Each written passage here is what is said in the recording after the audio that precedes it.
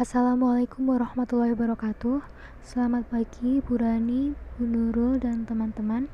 Sebelumnya perkenalkan kami dari kelompok 2 yang beranggotakan Almira Putri Aida NPM 44, Mila Jumrotun Waida NPM 47, Franciscus Andika Dwi Putra NPM 51, Fitri Satima Harsanti NPM 83, dan Vina Agustianingsih NPM 90. Pada kesempatan kali ini, kami akan mempresentasikan materi mengenai disclosure and transparency. Transparansi.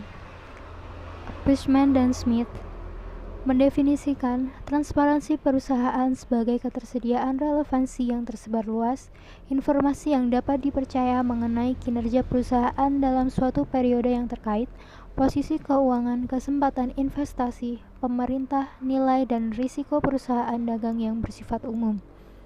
Dalam tingkatan negara, Bushman dan kawan-kawan mengidentifikasi dua jenis transparansi perusahaan, yaitu transparansi keuangan dan transparansi pemerintah. Transparansi keuangan tingkat negara disusun berdasarkan intensitas pelaporan perusahaan, waktu pelaporan, jumlah analisis, dan media penyebarannya.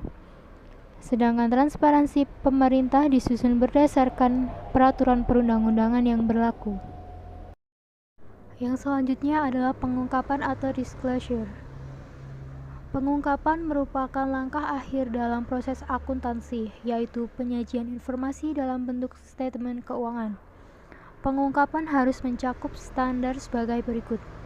Yang pertama, pengungkapan harus mencakup informasi material tentang A.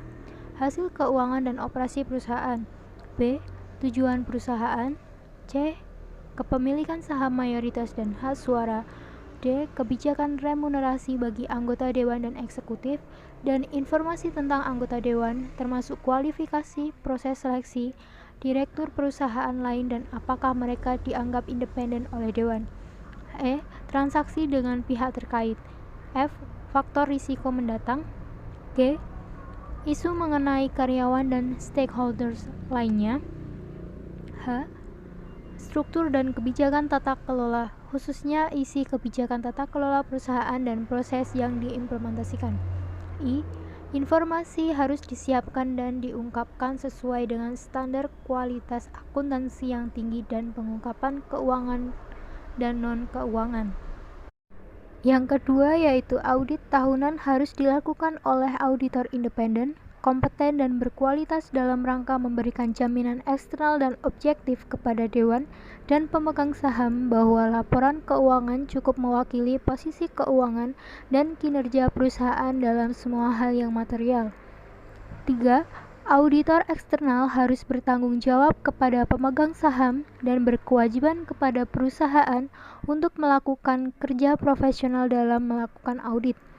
Yang keempat, saluran untuk menyebarkan informasi harus memberikan akses yang adil, tepat waktu, dan akses yang hemat biaya kepada informasi yang relevan oleh pengguna.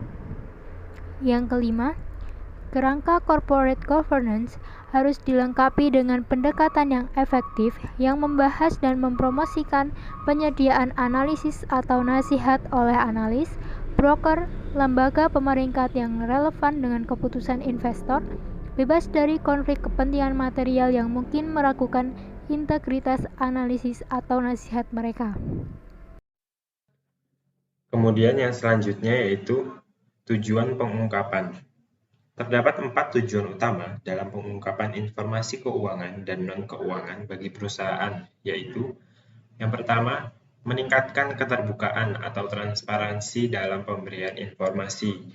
Yang kedua, mendukung proses implementasi GCG atau Good Corporate Governance, termasuk pelaporan kepada stakeholder. Yang ketiga, mengupayakan kualitas manajemen perusahaan yang lebih profesional. Kemudian yang keempat, bagi eksternal auditor atau auditor independen, dituntut lebih memahami analisis strategi dan risiko perusahaan secara keseluruhan. Prinsip dari GCG atau Good Corporate Governance tentang disclosure and transparency menurut Organization for Economic Co-operation and Development harus memastikan bahwa pengungkapan yang tepat waktu dan akurat dilakukan terhadap semua hal yang material berkaitan dengan perusahaan, mencakup kondisi keuangan, kinerja, kepemilikan, dan tata kelola perusahaan. Yang selanjutnya yaitu pengungkapan. Pihak corporate governance mutlak diperlukan jika ada potensi konflik kepentingan di antara pihak tertentu. Hal ini terjadi karena adanya asimetri informasi, yaitu keadaan di mana salah satu pihak memiliki pengetahuan yang tidak dimiliki oleh pihak lain. Nah, di sini ada dua tipe asimetri informasi.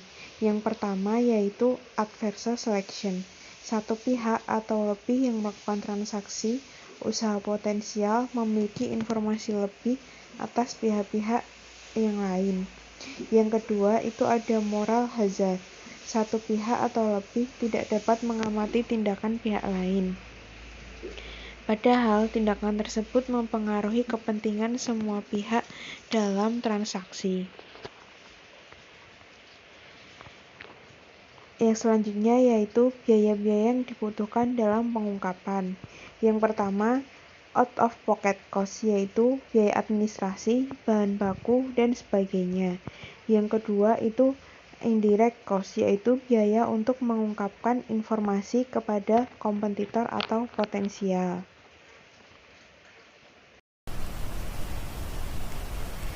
Untuk yang selanjutnya yaitu, menurut penelitian dan bukti empiris, terdapat asosiasi negatif terhadap adanya pengungkapan.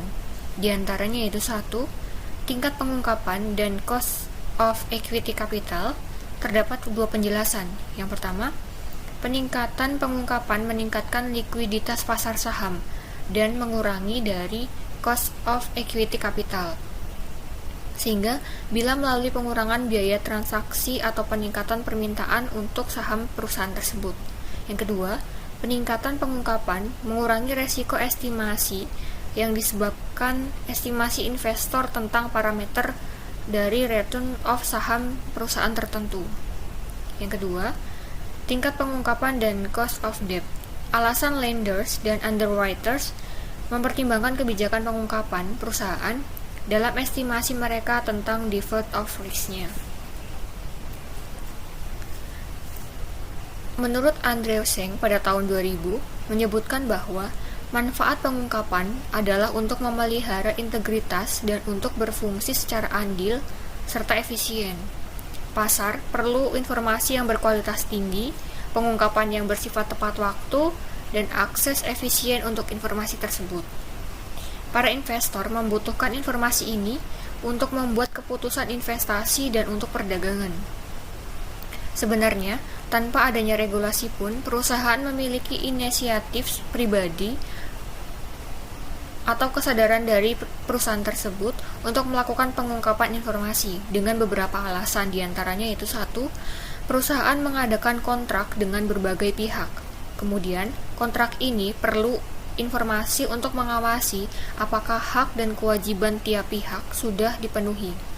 Kemudian alasan yang kedua yaitu tekanan dari pasar atau dalam hal ini pasar modal dan tenaga kerja, di mana para manajer yang berkinerja baik akan dinilai tinggi oleh pasar, apalagi jika manajer bisa meningkatkan nilai perusahaan.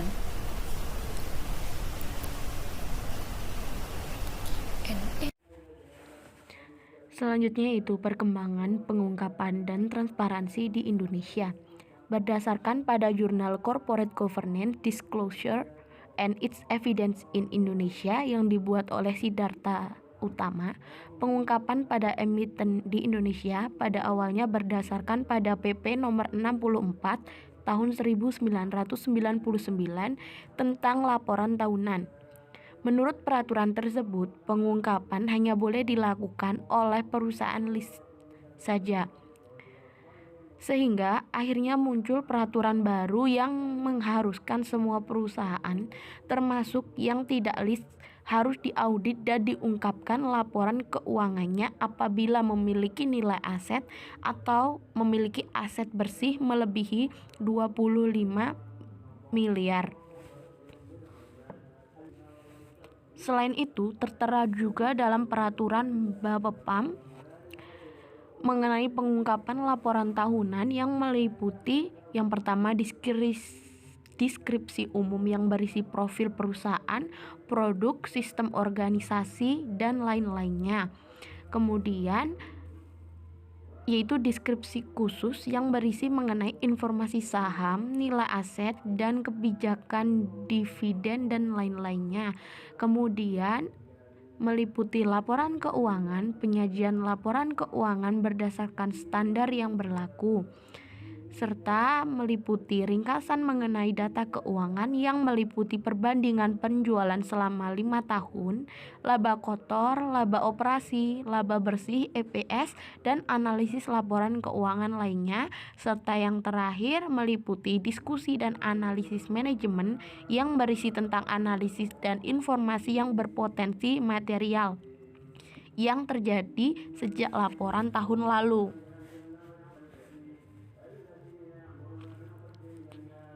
Dalam perkembangan pengungkapan laporan tahunan pada bank di Indonesia, terutama pada Bank Sentral atau Bank Indonesia, pengungkapan tidak hanya ditujukan pada publik saja, namun juga diungkapkan di bank-bank yang beroperasi di Indonesia.